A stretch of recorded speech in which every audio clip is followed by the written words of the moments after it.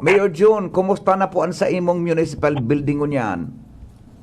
Ah, actually, Sir Henry, mapagal po i-describe, no? Iyo. Kasi, sabi nga ni, until now po, di kita makapaniwala ka nangyaring ini, makamumundo. To be honest with you po, Sir Henry, wala pa po akong katurog since last night araga kami ki-assess sinirestoryahan po kan sa mga department heads. Opo. So, well, duman po sa kaputan mo kung ano po talagang medyo di ta po ma-describe totally kung ano talaga po ba nailing ta po talagang sunag katarata na lang po ang solo ang nailing ta. Nailing ko kaya Mayor sa picture sa napikisensya ko kan mga amigo ta. Medyo talagang devastating masyado na nangyari po sa kasulukan na kasuhapon. Anong oras po nagpunta ba ito, Mayor? Siguro sa estimate ko po, Sir Henry, so the first time that I was advised na may nag-aaso sa munisipyo was around, this was before 3 p.m., no? Opo.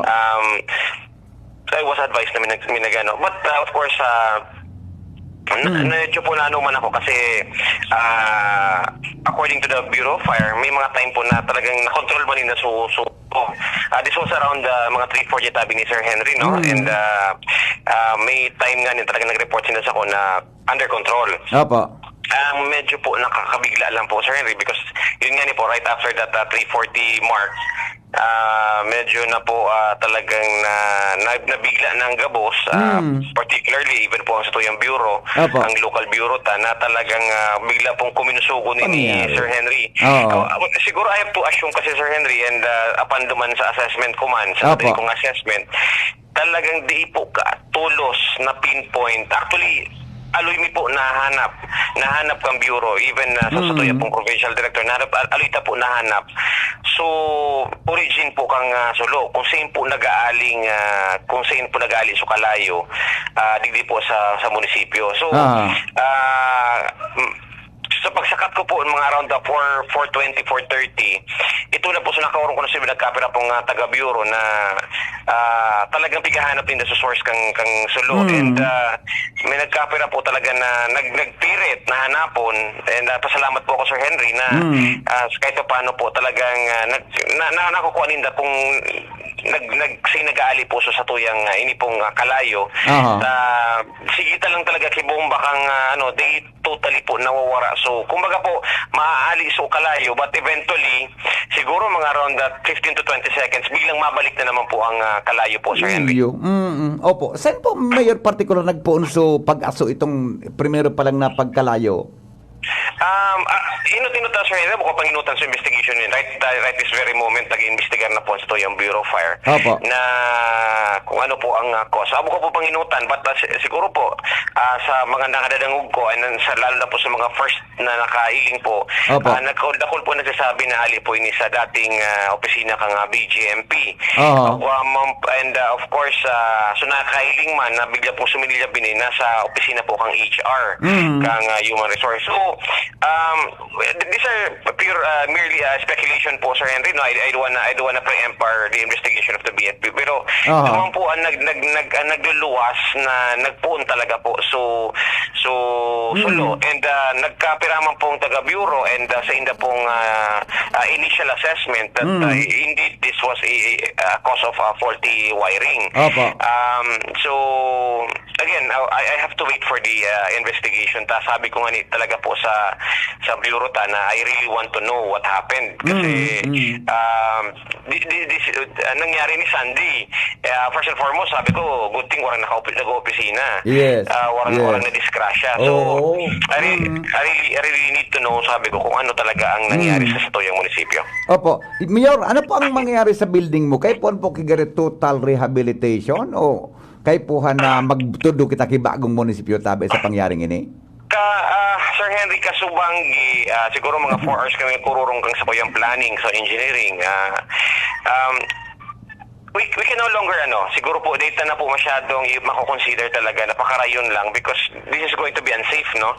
Kasi medyo po nahiling mi din po sa vulnerability po kang sa tuyang office kasi medyo po talagang may edad na po sa tuyang Iyo baga, iyo mananggan. opo. Oo. Iyo baga. Iyo. Po sir, hindi nakakabisita Totoo. ka sa Muyam. Iyo. Oo. Yeah. But of course we are saddened also because nawara Iyo po baga, so original. heritage factor po kan sa tuyang munisipyo. But sabi ko nga ni safety first.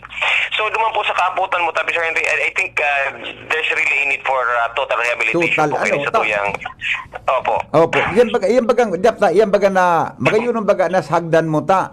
Kahoy pa. Second floor gari na nariparo ko tabi. Yor karaklang kahoy pa na original. Ang yaon Yes dyan po. sa second floor, di ba? Yes po, bigyan maintain tayo ni Sir Henry kasi talagang of course kumbaga dakul po ang istorya kining munisipyo ini kumbaga in every walls in every stairs dakul po istorya bigatara meaning sa toya pong munisipyo.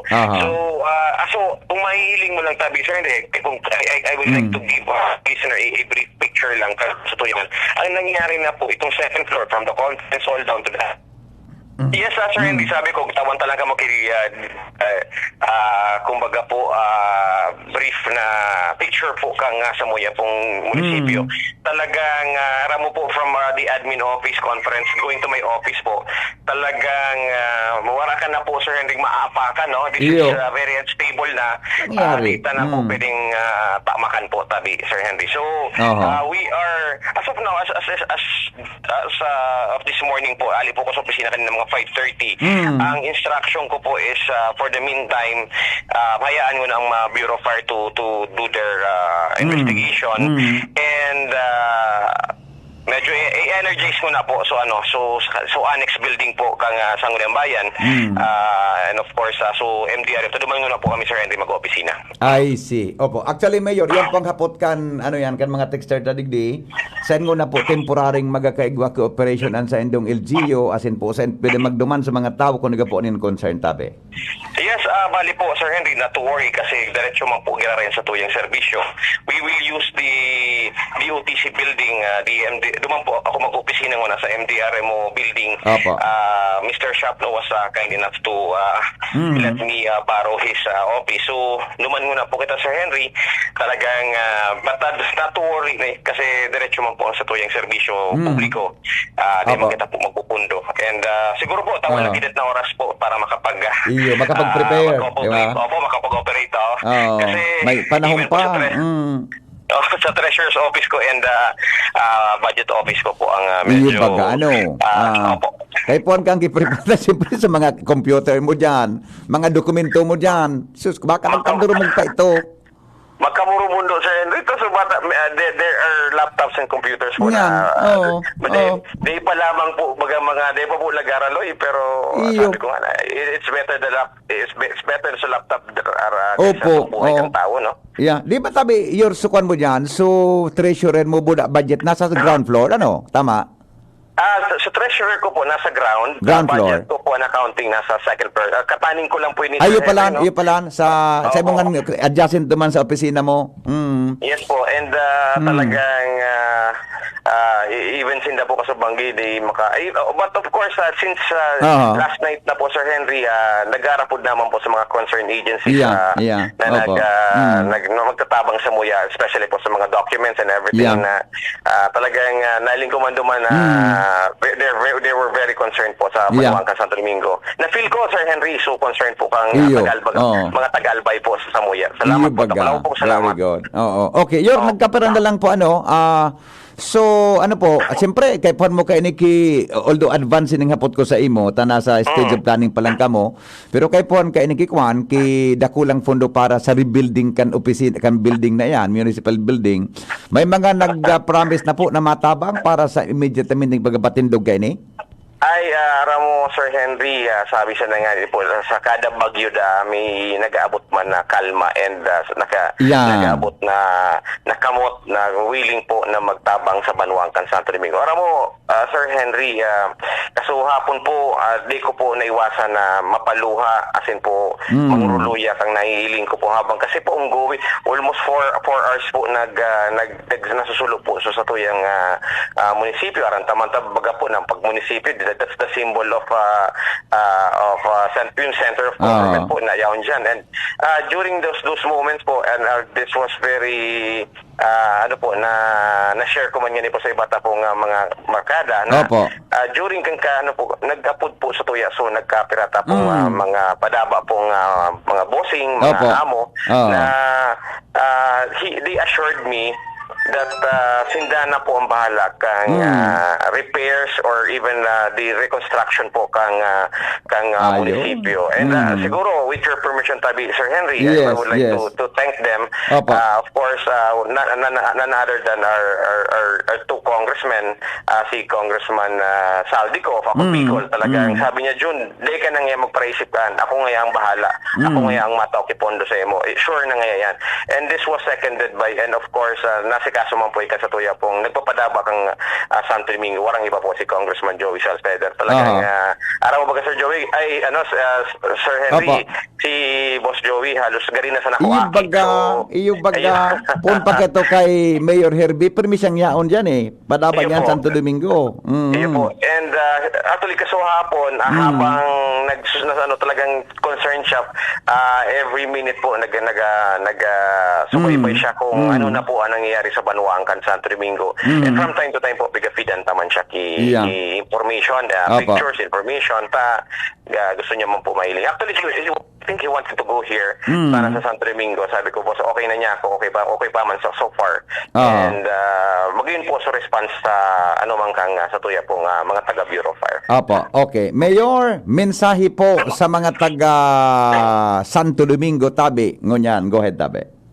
Yes, Sir Henry, di ko man po kapalapason nini pong pagkakataon. Aram ko po na luyuno ng panahon sa gabos, sabi ko nga ni sa Indo po, gabos sa disaster, di ako pagkakawayaan po kan sa Indong istasyon, from Bagyo, from Linog, from ngayon po, Solo, di po Indong pagkakabayaan sa pagiging partner mi sa information. Salamat po sa Indong anduyog sa Samuya, pulig sa Banuangkan, Santo Domingo. Of course, I would like to take this opportunity also to thank our brave firefighters, no? Gabos pong manuwaan sa kuya pong pagsaludo sa Inda. Na sana po pag-abot kang panahon makabawi man ako sila. Talagang buhis-buhay tabi